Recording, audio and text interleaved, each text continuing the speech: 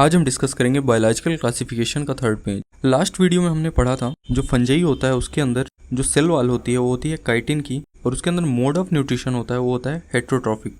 वहीं अगर हम बात करें ग्रीन प्लांट्स की तो इनके अंदर जो सेल वॉल होती है वो सेल्यूलोज की होती है, और जो मोड ऑफ न्यूट्रिशन होता है वो होता है ऑटोट्रॉफिक। जब इन कैरेक्टर्स को कंसीडर किया गया तो जो फंजाई था उसको एक सेपरेट किंगडम में रख दिया गया, किंगडम फंजाई। वहीं अगर हम बात करें जितने भी प्रोकैरियोट्स थे उनको एक अलग सेपरेट किंगडम में रख दिया गया, किंगडम मोनेरा। नेक्स्ट लाइन में एनसीईआरटी बोलती है कि जितने भी यूनिसेलुलर यूकैरियोट्स थे उनको रखा गया किंगडम प्रोटिस्टा के अंदर, और ये एक पीवाईक्यू है। इसके बाद जो लाइन है वो भी एक पीवाईक्यू है और बहुत इंपॉर्टेंट लाइन है। यहाँ पे एनसीईआरटी बोलती है कि क्लामाइडोमोनास और क्लोरेला को किंगडम प्रोटिस्टा में रखा गया पैरामीशियम और अमीबा के साथ। क्लामाइडोमोनास और क्लोरेला पहले एल्गी में रखे गए थे प्लांट किंगडम के अंदर, इन दोनों के अंदर सेल वॉल प्रेजेंट होती है। वहीं अगर हम बात करें पैरामीशियम और अमीबा की तो इन दोनों को पहले रखा गया था एनिमल किंगडम के अंदर, जिनके अंदर सेल वॉल लैक होती है।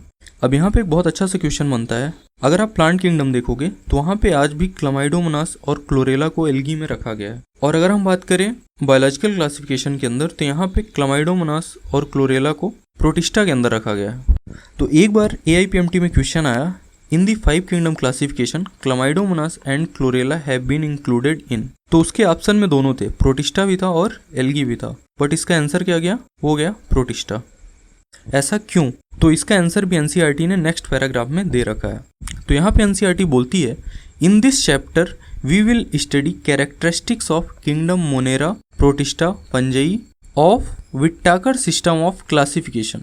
The kingdom Plantae and Animalia, commonly referred to as plant and animal kingdoms respectively, will be dealt separately in chapter 3 and 4। तो यहाँ पे एनसीईआरटी ने डायरेक्टली मेंशन किया है कि जो मोनेरा, प्रोटिस्टा, फंजाई है ये विटाकर सिस्टम ऑफ क्लासिफिकेशन से कहाँ पे दिया है, चैप्टर 2 में दिया है बायोलॉजिकल क्लासिफिकेशन में। लेकिन प्लांटी और एनिमिलिया जो कि सेपरेटली अलग चैप्टर में दिए गए हैं वो according to Whittaker system of classification नहीं है। उनमें आज भी बहुत सारे ऐसे एग्जाम्पल हैं जो ओल्ड क्लासिफिकेशन के रखे हुए हैं। ये जो क्वेश्चन था इसमें मेंशन है इन दी 5 किंगडम क्लासिफिकेशन, इस वजह से इसका आंसर जाएगा प्रोटिस्टा। नेक्स्ट अगर हम बात करें कि जो क्लामाइडोमोनास और क्लोरेला हैं तो इनको प्रोटिस्टा में क्यों रखा गया है, तो उसका रीज़न ये है कि जो RH विटाकर थे उन्होंने बोला था कि जितने भी यूनिसेलुलर यूकैरियोट्स हैं उनको प्रोटिस्टा में रखा जाएगा। तो जो क्लामाइडोमोनास होता है और क्लोरेला होता है ये दोनों कैसे होते हैं, यूनिसेलुलर होते हैं, और ये दोनों कैसे हैं, यूकैरियोट्स हैं। तो अकॉर्डिंग टू RH विटाकर इन दोनों को प्रोटिस्टा में ही रखा जाना चाहिए। बात करें अगर हम नेक्स्ट लाइन की तो नेक्स्ट लाइन में एनसीईआरटी बोलती है कि प्रोटिस्टा के अंदर बहुत सारे ऐसे ऑर्गेनिज्म रखे गए जो कि पहले किसी और किंगडम के पार्ट थे। अब ऐसा क्यों हुआ, क्योंकि जो क्राइटेरिया था क्लासिफिकेशन का वो पहले से चेंज हुआ। नेक्स्ट पैराग्राफ में यहाँ पे एनसीईआरटी बोलती है कि जो भी ये चेंजेस हैं ये फ्यूचर में भी हो सकते हैं। ये 2 बातों पे डिपेंड करती है। उनमें से जो फर्स्ट है वो क्या है, the improvement in our understanding of characteristics, और दूसरा है इवोल्यूशनरी रिलेशनशिप। इसके बाद एनसीईआरटी बोलती है over time an attempt has been made to evolve a classification system which reflects not only morphological, physiological and reproductive similarity but also phylogenetic। अब ये जो phylogenetic है इसका मतलब क्या होता है, ये एक बार PYQ में आ चुका है। तो phylogenetic का मतलब होता है कि based on evolutionary relationships। तो जो पुराने क्लासिफिकेशन थे उसमें हम ऑर्गेनिज्म की इवोल्यूशनरी रिलेशंस को नहीं देखते थे, लेकिन नए जो क्लासिफिकेशन है उसमें इवोल्यूशनरी रिलेशनशिप्स को भी देखा जाता है। तो अब हम बात करेंगे किंगडम मोनेरा की। तो किंगडम मोनेरा की जो फर्स्ट लाइन है वो है bacteria are the sole member of the kingdom Monera. तो सोल मेंबर का मतलब होता है ओनली या फिर एक्सक्लूसिव मेंबर, मतलब सिर्फ जो बैक्टीरिया हैं वही किंगडम मोनेरा के अंदर आते हैं। ये जो लाइन है ये ऑलरेडी एक पीवाईक्यू है।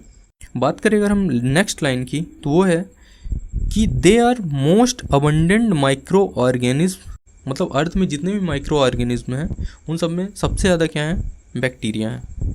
नेक्स्ट लाइन में एनसीईआरटी बोलती है कि bacteria occur almost everywhere. Next line है hundreds of bacteria are present in handful of soil. तो एक मुट्ठी अगर आप मिट्टी लोगे तो उसमें 100 से ज़्यादा बैक्टीरिया प्रेजेंट हो सकते हैं। तो hundreds of bacteria are present in a handful of soil. तो यहाँ पे एक बहुत अच्छा क्वेश्चन बन सकता है कि यहाँ पे 100 को रिप्लेस करके 1000 या फिर मिलियन कर दे, और एग्जाम में आप कंफ्यूज हो सकते हो। नेक्स्ट लाइन में एनसीईआरटी बोलती है कि जो बैक्टीरिया होते हैं वो एक्सट्रीम हैबिटाट्स में भी रह सकते हैं, जैसे कि hot springs, deserts, snow, deep oceans, जहाँ बहुत कम लाइफ फॉर्म सर्वाइव कर सकते हैं। इस डायग्राम की हेल्प से आप देख सकते हो कि अर्थ का ऐसा कोई सा पार्ट नहीं है जहाँ पे बैक्टीरिया प्रेजेंट ना हो, भले ही कितनी एक्सट्रीम हैबिटाट हो। जैसे कि आप यहाँ पे देख सकते हो, ये पोलर एरिया आइस वाला है, यहाँ पे भी बैक्टीरिया प्रेजेंट है। ये जो है डीप सी का एरिया है, यहाँ पे भी बैक्टीरिया प्रेजेंट है। ये एक वोल्केनो का एग्जाम्पल दिया हुआ है, यहाँ पे भी बैक्टीरिया प्रेजेंट है। ये डिजर्ट एरिया है, यहाँ पे बैक्टीरिया है। इवन जो न्यूक्लियर कॉन्टामिनेटेड साइट, यहाँ भी बैक्टीरिया प्रेजेंट होते हैं। नेक्स्ट अगर हम बात करें तो जो बैक्टीरिया है उसको 4 कैटेगरीज में बांटा गया है उनके शेप के बेसिस पे। तो स्फेरिकल शेप होता है कोकस, रॉड शेप होता है बैसिलस, और कॉमा शेप का होता है वाइब्रियम। वहीं अगर स्पाइरुलम की बात करें तो वो स्पाइरल शेप का होता है। इन सब का प्लूरल भी एनसीईआरटी में दिया हुआ है। अब यहाँ पे एनसीईआरटी में इन चारों कैटेगरीज के शेप दिए हैं। तो जो सबसे फर्स्ट कैटेगरी है वो है कोकाई। तो जो कोकाई होते हैं वो क्या होते हैं, स्फेरिकल शेप के होते हैं, और इनके डिफरेंट फॉर्म्स होते हैं। जैसे कि अगर एक सिंगल कोकाई है तो इसे बोलते हैं मोनोकोकस। अगर 2 कोकाई हैं तो उसको बोलते हैं डिप्लोकोकस। वहीं अगर बहुत सारे कोकाई ऐसे एक चैन बनाए तो उसको बोलते हैं स्ट्रेप्टोकोकस। इसका एक बहुत कॉमन एग्जाम्पल है स्ट्रेप्टोकोकस निमोनी, जिससे निमोनिया होता है। तो ये तो बात हुई कोकाई की। अब हम बात करते हैं बैसिलस की। तो जो बैसिलस होते हैं ये कैसे होते हैं, रॉड शेप्स के होते हैं, और कुछ कुछ में स्पोर्स प्रेजेंट होते हैं। स्पोर्स क्या होते हैं, अनफेवरेबल कंडीशन में इनको बचा के रखते हैं। बैसिलस का एक बहुत फेमस एग्जाम्पल है, वो क्या है, ई कोलाई। वहीं अगर हम बात करें स्पाइरुलम की तो ये कैसा होता है, स्पाइरल शेप का होता है, और मोस्ट ऑफ कंडीशन में इसके दोनों साइड पे फ्लैजेला प्रेजेंट होता है, जो कि इसे मोटेलिटी प्रोवाइड कराता है।